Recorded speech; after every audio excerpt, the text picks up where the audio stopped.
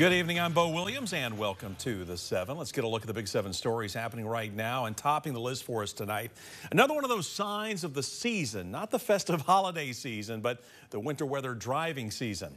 TDOT tonight pre-treating some roads around East Tennessee with snow possible in the hours ahead. Now the department saying that its crews would lay down salt and brine on some roads in Cock and Sevier counties, aiming to keep them from, icing over.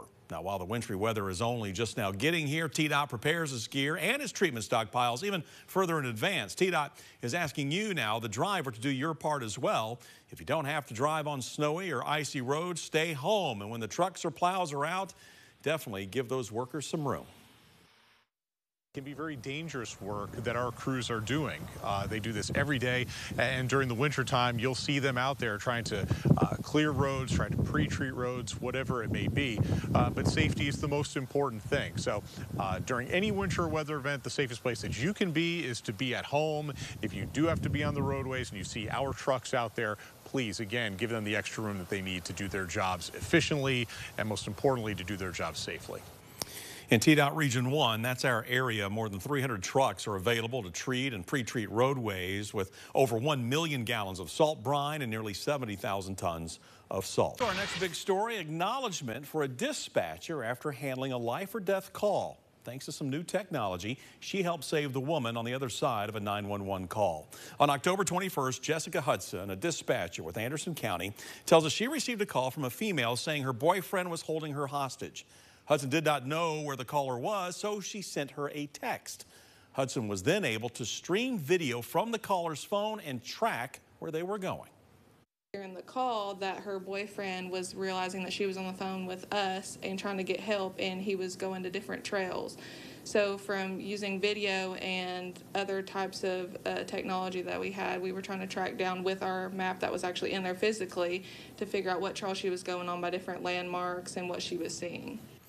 Hudson telling us she reassured the caller and stayed on the phone until police located the pair. Next on our Big 7 list for you tonight, a deadly crash under investigation. It happened around 5:45 yesterday in McCreary County, Kentucky. State police there say 85-year-old Earl Crabtree lost control of his vehicle, going off the right side of the road, hitting a tree. Crabtree was trapped inside the vehicle before being freed by members of the Whitley City Fire Department. Now we're told Crabtree died while being flown to the hospital.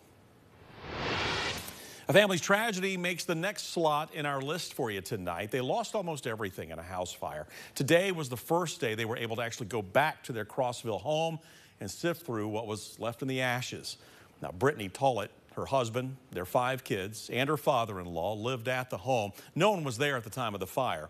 When fire crews arrived, the damage was already done. I left at 7:15. I leave at 7:15 every morning. And I got the first phone call about 15 minutes until 11 o'clock. And by the time I got here, everything was already gone except our bedroom. And the firefighters couldn't even get close to it. Tollett says they did have renter's insurance, and her father-in-law also had homeowner's insurance that will help cover some of the cost of the damage. A family member has created a GoFundMe to help with extra costs, and you'll be able to find that on our website at WATE.com. Well, the former fire chief of the Paint Rock Volunteer Fire Department in Scott County has been indicted for theft. Investigators claim that Austin Llewellyn stole Paint Rock VFD funds totaling over $13,000 between May of 2022 and January of 2023. Llewellyn is accused of using the department's debit card to make personal purchases and paid a utility bill by withdrawing cash. There was an additional $4,700 that was not supported with receipts, so it's unclear just how the money was used. Now, Llewellyn was removed as a fire chief in March and is indicted on 1 count of theft of property over $10,000 and 1 count of fraudulent use of a debit card. Wrapping up our Big 7 list for you tonight, a visit from the U.S. Secretary of Energy to Oak Ridge. The aim here, celebrating the work TVA is doing to create clean energy options for the future. Secretary Jennifer Granholm stopped by the Clinch River nuclear site. That's the site TVA has chosen to construct and operate next-generation nuclear technology called small modular reactors, or SMRs. We're told this technology would be safer, more reliable, more affordable, and generate clean, carbon-free electricity. And TVA has taken the lead in developing this new energy system. This region is rife with talent that is a huge gift to the nation.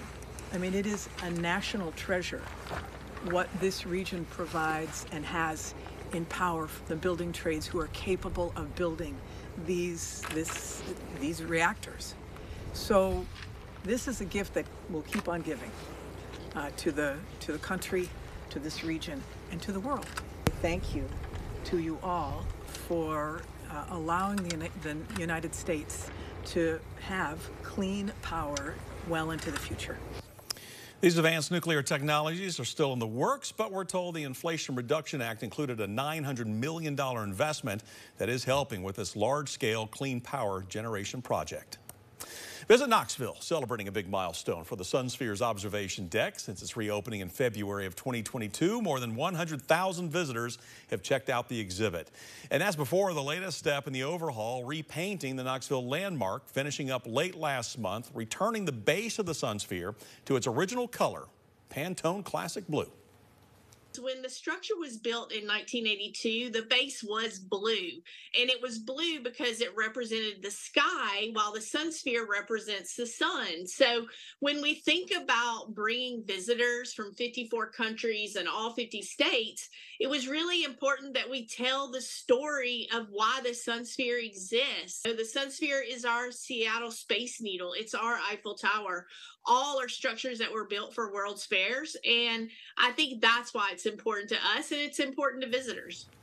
The next phase of Visit Knoxville's upgrade plan is to construct a visitor center on the third level of the Sunsphere, right below the observation deck. What you're looking at here, Visit Knoxville shared this rendering of the space. We're told that work will start early next year and should be complete by the end of 2024. A UT student spreading Christmas cheer this holiday season by handing out candy canes on campus. You know, it all started when Colin Zimmer participated in a Christmas giving event in high school where he dressed up as Buddy the Elf. And when he got to college, he wanted to keep the tradition going and got the idea to hand out candy canes during finals week. Now, a year later, he's become a campus celebrity, but says his goal is just to make people smile. I just had this huge opportunity, this huge platform to spread love on UT's campus, which I'm very honored to kind of have that chance to give that one random act of kindness to people. Sophomore handed out 8,000 candy canes last year. He bought 18,000 this year in preparation. Matter of fact, he started handing them out on Friday, and we're told he has already given away 4,000.